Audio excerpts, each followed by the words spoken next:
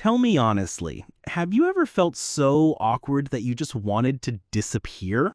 Like stubbing your toe and accidentally liking your crush's 2013 Instagram photo. Both feel painful, and science actually proves they hit the same part of your brain.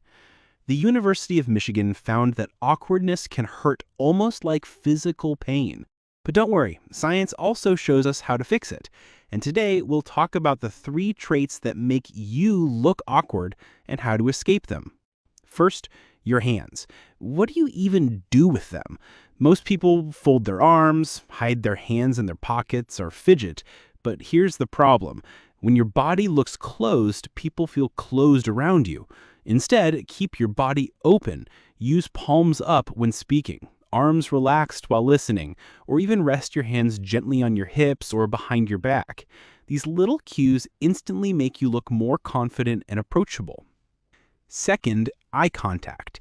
You've probably heard the 80-20 rule. Look 80% of the time, glance away 20%. Not bad advice, but here's the twist. A German study showed that forcing unbroken eye contact during awkward moments actually makes embarrassment worse. The secret? Balance. Eye contact is powerful in conversation, but too much looks intense and too little looks nervous. Use it naturally to show interest, not to prove a point. Finally, personal space.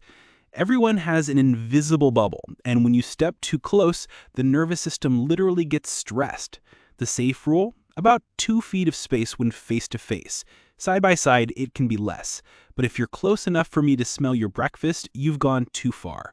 Respecting space makes people feel safer and instantly less awkward around you.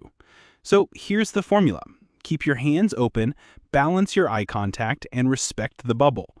Awkwardness isn't about being weird. It's just about breaking tiny social expectations. Once you learn these 3, you stop being the awkward one and become the person everyone feels good around.